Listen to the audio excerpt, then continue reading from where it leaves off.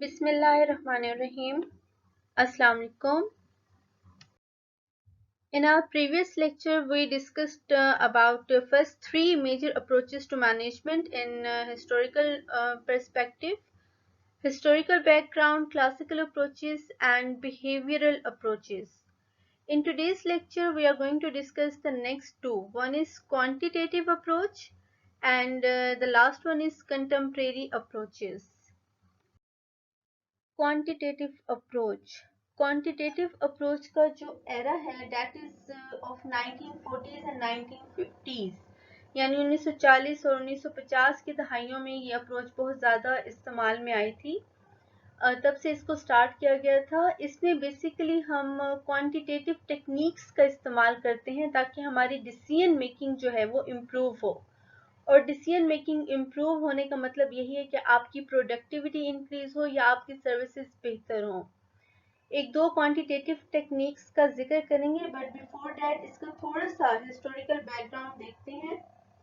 After world war to कुछ retired military officers ने Ford motor join की थी। उन्होंने फर्स्ट टाइम मैथमेटिकल और स्टैटिस्टिकल सॉल्यूशंस जो हैं वो इस्तेमाल किए थे। फोर्ड मोटर आपकी जो कार्स की बहुत बड़ी एक कंपनी है, फर्स्ट टाइम उसमें इस्तेमाल किए गए थे कुछ क्वांटिटेटिव टेक्निक्स। अब टेक्निक्स कौन सी हैं? आपका वर्क स्केड्यूल आ सकता है, यानी कितने घंटे किसने क्या काम करना है। लीनियर प्रोग्रामिंग आपकी रिसोर्स एलोकेशन को इम्प्रूव करने के लिए इस्तेमाल होती है। एंड इकोनॉमिक ऑर्डर क्वांटिटी आपकी इन्वेंट्री लेवल्स के पर्सपेक्टिव में इस्तेमाल की जाती है। ये तीन आप टेक्निक्स देख लें, one is linear programming, second one is work scheduling and economic order quantity. इसके अलावा एक एरिया है टोटल क्वालिटी मैनेजमेंट का। मैनेजमेंट के पर्सपेक्टिव में अगर आप इसे देखें तो टोटल क्वालिटी मैनेजमेंट में एरिया है, उसमें क्वांटिटेटिव टेक्निक्स का सबसे ज़्यादा इस्तेमाल किया गया है। अब टोटल क्वालिटी मैनेजमेंट क्या है?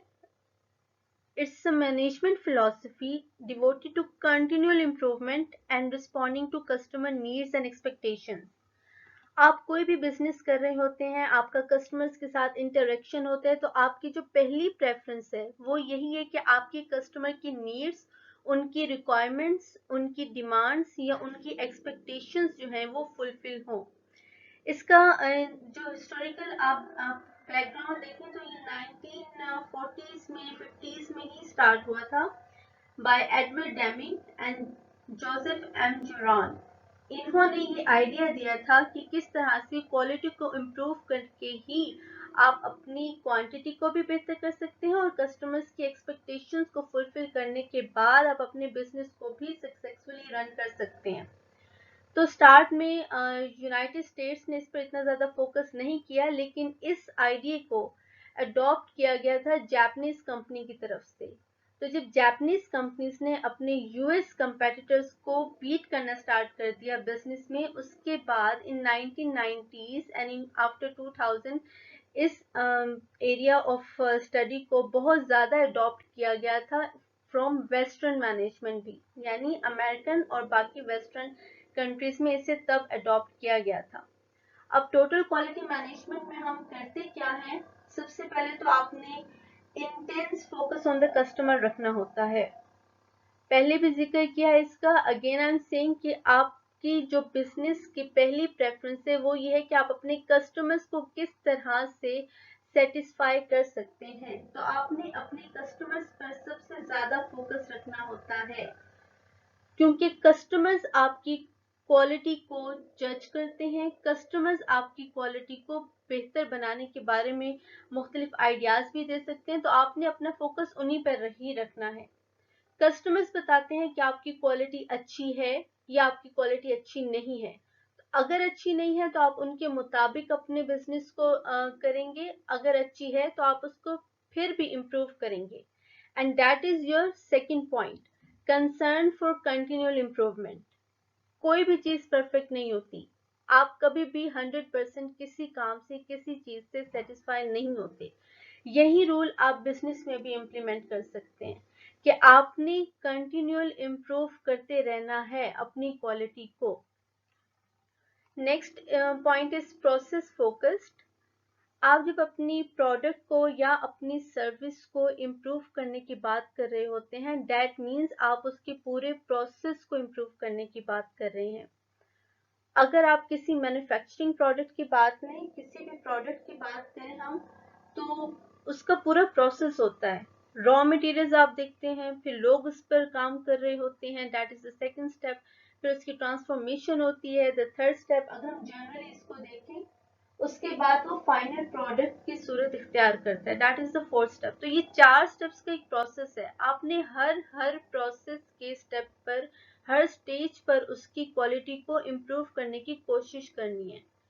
लोग, आप रॉ मटेरियल अच्छा लें, नेक्स्ट जो है लोग उसको ज्यादा बेहतर तौर पे अपने काम सर अंजाम दें, फिर आप उसकी ट्रांसफॉर्मेशन बेहतर तौर पे करें, फाइनल जो प्रोडक्ट है डिलीवरी सही से हो।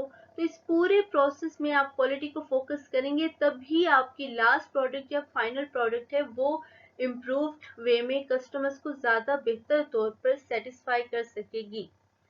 Next point is improvement in the quality of everything that the organization does. कि जो भी ऑर्गेनाइजेशन काम कर रही है आपकी फाइनल प्रोडक्ट तक, और उसके बाद भी कि किस तरह से वो डिलीवरीज करनी है आपकी प्रोडक्ट की, या फिर किस तरह से अगर उस प्रोडक्ट से रिलेटेड कस्टमर कंप्लेन करता है तो आपने उस कंप्लेन को किस तरह से हैंडल करना है, और उसके बाद हैंडल करने के बाद भी आप किस तरह से उसको फर्दर नेक्स्ट टाइम के लिए बेहतर बना सकते हैं। तो ये सब चीजें आपकी in the quality of everything the organisation does में आती है। Next one is accurate measurement. Measurement in the perspective of statistical techniques है कि आपने हर वेरिएबल के ऑर्गेनाइजेशन के ऑपरेशंस में जो भी चीज इस्तेमाल हो रही है, जो भी वेरिएबल इस्तेमाल हो रहा है, आपने हर उस चीज की एक्यूरेट मेजरमेंट करनी है। अब क्या है जी, आप क्या आइडेंटिफाई प्रॉब्लम आप करेंगे पहले वेरिएबल के थ्रू, कि जिस वेरिएबल के जरिए भी आपकी प्रॉब्लम क्रिएट हो रही है आप उसको आइडेंटिफाई करेंगे, प्रॉब्लम की रूट कॉज को आइडेंटिफाई करेंगे और फिर उसको सही करेंगे। वहां मेजरमेंट आपकी काम आती है। Next point is empowerment of employees. Employees को आपने एम्पावर करना है कि वो किस तरह से ऑन स्पॉट समटाइम इसकी जो है वो डिसीजन ले सकें। हर चीज के लिए आपने अपनी मैनेजमेंट को नहीं देखना। अगर सर्विसेज के पर्सपेक्टिव में देखें, आप किसी भी रेस्टोरेंट में कोई मैनेजर है या कोई भी वेटर है, उससे कुछ भी फ्लॉ क्रिएट हो जाता है जॉब के दौरान, तो उन्होंने ऑन स्पॉट भी कुछ डिसीजन लेने होते हैं। तो एम्प्लॉयज को इतना एम्पावर करें कि वो on spot for the betterment, ये नहीं है कि कुछ गलत डिसीजन ले लें, बेहतरी के लिए, आपकी इमेज की बेहतरी के लिए, कस्टमर की सेटिस्फेक्शन के लिए ऑन स्पॉट अगर वो कोई भी स्टेप लेते हैं, डिसीजन लेते हैं, तो उनको इतनी एम्पावरमेंट मिलनी चाहिए। इन 6 चीजों के जरिए आप क्वालिटी मैनेज कर रहे होते हैं कि आप कस्टमर को फोकस करेंगे, आप कंटिन्यूअल इम्प्रूवमेंट करेंगे, आप पूरे प्रोसेस को फोकस करेंगे, हर वो चीज जो ऑर्गेनाइजेशन में हो रही है उसको इम्प्रूव करेंगे, हर चीज की सही से मेजरमेंट लेंगे, हर वेरिएबल का सही से मेजरमेंट लेंगे, ताकि आप प्रॉब्लम्स की रूट कॉज को खत्म कर सकें और आप एम्प्लॉयज को एम्पावर करेंगे। That is your quality management. Contemporary approaches, last one हमारे पास है, ये जो 1960 की दहाई से लेकर अब तक इसका एरा है। When management researchers noticed कि सिर्फ इंटरनल द ऑर्गेनाइजेशनल बाउंड्रीज ही आपके बिजनेस को अफेक्ट मोस्टली नहीं करती, बल्कि आउटसाइड द ऑर्गेनाइजेशनल बाउंड्रीज भी ऐसे सिस्टम्स हैं जो आपके बिजनेस को इम्पैक्ट कर रहे होते हैं, आपकी प्रोडक्ट्स को, आपकी सर्विसेज को इम्पैक्ट कर रहे होते हैं। कुछ इन्वायरमेंटल फोर्सेस होती हैं जो इसको अफेक्ट कर रही होती हैं। इसमें हम दो मैनेजमेंट पर्सपेक्टिव्स देखेंगे, one is system and the next one is contingency. अब सिस्टम क्या है? System is a set of inter related and independent parts. Inter relate भी कर रहे होते हैं और इंडिपेंडेंट भी होते हैं कुछ पार्ट्स जो इस तरह से अरेंज होते हैं कि वो एक यूनिफाइड होल प्रोड्यूस करें। सिस्टम बहुत सी चीजों पर मुश्तमिल होता है जो आपस में कोरिलेट भी होते हैं और एक दूसरे पर डिपेंड भी, एक दूसरे से इंडिपेंडेंट भी होते हैं। तो टू टाइप्स ऑफ सिस्टम्स हम यहाँ देखेंगे। Number one is closed system, जो मोस्टली जो है वो थियोरेटिकल पर्सपेक्टिव में देखा जाता है, प्रैक्टिकली ये इतना ज्यादा इम्प्लीमेंट नहीं है। Next one is open system. Close system क्या है? Close systems are not influenced by and do not interact with their environment. ये सिर्फ थ्योरेटिकल पर्सपेक्टिव है, क्योंकि मोस्टली ऐसा नहीं होता कि बाहर की चीजें, आपकी एनवायरनमेंट की चीजें आप पर अफेक्ट ना करें। ओपन सिस्टम जो कि प्रैक्टिकली इम्प्लीमेंट, आप कह सकते हैं, इसे प्रैक्टिकली एग्जिस्ट करते हैं। Open system are influenced by and do interact with their environment, कि वो इन्फ्लुएंस भी होते हैं एनवायरनमेंट से और वो इंटरेक्ट भी कर रहे होते हैं एनवायरनमेंट के साथ। ओपन सिस्टम को हम फर्दर डिस्कस करेंगे यहाँ। The organisation as an open system, यानी ऑर्गेनाइजेशंस जो अपने इन्वायरमेंट को अफेक्ट भी कर रही हैं और इन्वायरमेंट से अफेक्ट हो भी रही हैं। तो इस एग्जिबिट में if we start from the left, input है, इनपुट आते हैं तो फिर उनको ट्रांसफॉर्म किया जाता है। ट्रांसफॉर्मेशन प्रोसेस के बाद आउटपुट है। इनपुट में क्या चीज आ जाती है? आपके raw materials, human resources, capital यानी पैसा, टेक्नोलॉजी और इंफॉर्मेशन। ये चीजें मिलकर ट्रांसफॉर्मेशन प्रोसेस में काम करती हैं। आपके कौन कौन से रिसोर्सेज हैं, रॉ मटेरियल है, क्या क्या प्रोडक्ट बनाने के लिए मैन्युफैक्चरिंग में आपके कौन कौन से रिसोर्सेज यूज हो रहे हैं। तो खाम माल इस्तेमाल होता है जी, अगर सिंपल वर्डिंग में बात की जाए। आपके वर्कर यूज होते हैं, दैट इज ह्यूमन रिसोर्स। आपका पैसा लगता है, टेक्नोलॉजी लगती है, इंफॉर्मेशन भी लगती है। और फिर ये ट्रांसफॉर्मेशन प्रोसेस से गुजरते हैं जिसमें एम्प्लॉयज की एक्टिविटीज आप देख कह सकते हैं, वो उस पर काम कर रहे होते हैं एम्प्लॉयज, उसको ट्रांसफॉर्म करने के लिए। उसके बाद मैनेजमेंट की एक्टिविटीज होते हैं, मैनेजमेंट अपना काम कर रही होती है, एम्प्लॉयज अपना काम कर रहे होते हैं। मुख्तलिफ टेक्नोलॉजीज और ऑपरेशंस और मेथड्स यूज हो रहे होते हैं कोई भी प्रोडक्ट बनाने के लिए या कोई भी इवन सर्विसेज प्रोवाइड करने के लिए। एंड आफ्टर दैट आपको आउटपुट मिलता है जो किस फॉर्म में होता है? प्रोडक्ट्स और सर्विसेज के फॉर्म में, फाइनेंशियल रिजल्ट्स के फॉर्म में, अगर इंफॉर्मेशन के फॉर्म में। इंफॉर्मेशन अगर आप सर्च इंजन ऑर्गेनाइजेशंस के एग्जांपल है लाइक गूगल, तो उस पर्सपेक्टिव में जी, या फिर ह्यूमन रिजल्ट के फॉर्म में। और यहाँ नीचे आप देख रहे होंगे फ्रॉम आउटपुट टू इनपुट जा रही है फीडबैक, जो आपके कस्टमर्स आपको प्रोवाइड करते हैं। अगर वो सेटिस्फाई नहीं है और वो फीडबैक देंगे तो फिर आप अपने इनपुट को बेहतर बनाने की कोशिश करेंगे, आप अपनी लेबर को बेहतर करेंगे, आप अपने रॉ मटेरियल को बेहतर करेंगे, आप ज़्यादा इन्वेस्टमेंट करेंगे फॉर एग्जांपल, और फिर वो चीज़ आपके ट्रांसफॉर्मेशन प्रोसेस पे अफेक्ट डालती है। That is organisation as an open system, कि किस तरह से आपके इनपुट आप बाहर से लेते हैं, रॉ मटेरियल आप खुद नहीं बनाते, ह्यूमन रिसोर्स आप मुख्तलिफ लोग जो हैं वो हायर करते हैं, पैसा जो है आपके पास मुख्तलिफ लोगों की इन्वेस्टमेंट आती है, तो मतलब ये आप बाहर से लेते हैं। और इसी तरह से जब आपकी आउटपुट आती है आपकी ट्रांसफॉर्मेशन प्रोसेस पूरे होने के बाद, तो वो भी आप ऑर्गेनाइजेशन के बाहर के लोगों को प्रोवाइड कर रहे हैं, चाहे वो सर्विस है चाहे वो प्रोडक्ट है। Second management perspective of contemporary approach is contingency approach. अब ये अप्रोच क्या है? जो ये बताती है कि ऑर्गेनाइजेशंस जो हैं वो डिफरेंट होती हैं। जितनी भी ऑर्गेनाइजेशंस होती हैं, हर ऑर्गेनाइजेशन एक सी नहीं होती, और वो डिफरेंट ऑर्गेनाइजेशंस डिफरेंट सिचुएशंस को डील करती हैं और उन डिफरेंट सिचुएशंस में उन्हें डिफरेंट वेज ऑफ मैनेजमेंट इस्तेमाल करने पड़ते हैं। Contingency approach is a management approach that recognizes organizations as different, which means they face different situations and require different ways of managing. Popular contingency variables जो हैं आपके पास, मतलब सिचुएशनल वेरिएबल्स जो change होते हैं, वेरिएबल मीन्स जो चीज change हो जाए, that is organisation size. Change होता है जी ऑर्गेनाइजेशंस का साइज। कोई ऑर्गेनाइजेशन बहुत छोटी होती है 40 to 50 एम्प्लॉयज की, कुछ इससे भी छोटी होती हैं, और कोई बहुत बड़ी होती हैं लाइक एमएनसीज के अगर आप एग्जांपल लें जो डिफरेंट कंट्रीज में वर्क कर रही होती हैं। पेप्सी को देख लें, कोक को देख लें, पिज्जा हट को देख लें, ये डिफरेंट ऑर्गेनाइजेशंस के साइज होते हैं। तो जो सिचुएशन आपकी एक छोटे लेवल पे, एक लोकल लेवल पे बहुत कम एम्प्लॉयज की या बहुत कम लेबर की ऑर्गेनाइजेशन फेस कर रही होती है, उसको डील करना मुख्तलिफ होगा किसी ऐसी ऑर्गेनाइजेशन के प्रॉब्लम से जो साइज में उससे बहुत बड़ी है। तो ये वेरिएबल है, सिचुएशनल वेरिएबल है। कंटिंजेंसी को आप सिचुएशन भी कह सकते हैं, सिचुएशनल वेरिएबल्स ये आपके चेंज होते हैं। जब ऑर्गेनाइजेशनल साइज आपने देख लिया, उसके बाद होते हैं रूटीननेस ऑफ टास्क टेक्नोलॉजी।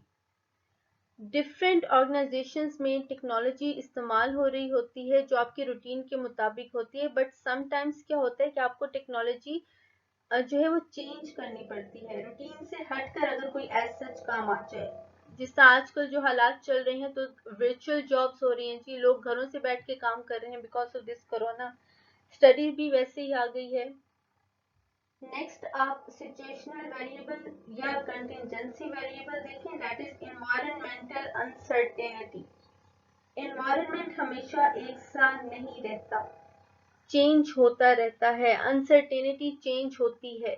कोई भी प्रोडक्ट हो उसका ट्रेंड हमेशा के लिए नहीं रहता, ट्रेंड डिप्लीट हो जाते हैं, खत्म हो जाते हैं। तो आपको इस सिचुएशन को मैनेज किस तरह से करना होता है, या तो आप उस प्रोडक्ट में अमेंडमेंट ले आते हैं, उसको बेहतर बनाते हैं, या फिर आप उसकी जगह कोई और प्रोडक्ट ले आते हैं।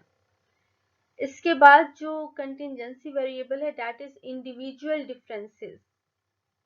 मुख्तलिफ लोग जो आपकी ऑर्गेनाइजेशन में काम कर रहे होते हैं वो डिफरेंट तरह के होते हैं, उनकी थिंकिंग डिफरेंट होती है, उनकी कैपेसिटी डिफरेंट होती है, उनका स्टेमिना डिफरेंट होता है काम करने का। उनकी जो है वो मुख्तलिफ मोटिवेशनल फोर्सेस होती हैं कि उनकी कोई किस तरह से मोटिवेट होता है, कोई पर्सनल रीजन से मोटिवेट होता है कि उसे पर्सनल लाइफ की स्पेस मिल जाती है काम करने में, कोई प्रोफेशनल वे में मोटिवेट होता है अगर उसे इंक्रीमेंट मिल जाए और उसको प्रमोशन मिल जाए, इस तरह से मोटिवेट होते हैं।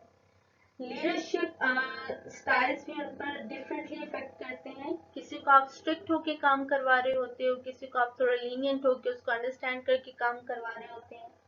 और जॉब डिज़ाइन भी जो है वो इंडिविजुअल डिफरेंसेस पर इम्पैक्ट करता है। मुख्तलिफ लोग मुख्तलिफ जॉब डिज़ाइंस के लिए सूटेबल होते हैं। टेलीनॉर की एक एग्जांपल है, 2-3 साल पहले टेलीनॉर ने एक प्रोजेक्ट स्टार्ट किया था जिसमें उन्होंने ग्रुप्स बना दिए थे। हर ग्रुप जो है वो अपने लिए अपने जो फर्दर मेंबर्स होते थे वो काम के और आपस में डिवाइड करते थे। तो such kind of job design जो है वो भी डिफरेंट इंडिविजुअल्स पे इम्पैक्ट डालता है। तो इंडिविजुअल डिफरेंसेस हैं, ये भी बहुत बड़े कंटिजेंसी वेरिएबल है, और ये आपकी ऑर्गेनाइजेशन के जो फाइनल प्रोडक्ट है या फाइनल सर्विस है उस पर बहुत इम्पैक्ट डालते हैं। So till now in today's lecture we have discussed two major further approaches, three in the last lecture, two in today's, that is quantitative approach and last one is contemporary approach. Quantitative में हमने further जो है वो total quality management पढ़ा कि किस तरह से क्वालिटी इम्प्रूव करने के बाद और क्वालिटी को इम्प्रूव करने के लिए आप क्वांटिटेटिव टेक्निक्स यूज करते हैं। और कंटेम्प्रेरी अप्रोचेस में हमने दो चीज़ें पढ़ी थी, that is system and contingency approach. System में हमने ओपन सिस्टम को देखा ऑर्गेनाइजेशनल पर्सपेक्टिव में, और कंटिजेंसी अप्रोच में हमने देखा कि किस तरह से ये अप्रोच बताती है कि आपकी जो ऑर्गेनाइजेशंस हैं वो डिफरेंट होती हैं, डिफरेंट सिचुएशंस फेस करती हैं, और उनको मैनेज करने के लिए डिफरेंट वेज ऑप्ट किए जाते हैं। कंटिजेंसी वेरिएबल्स हमने लास्ट में पढ़े, size, technology, environmental uncertainty, or individual differences. This was all for today. Thank you so much.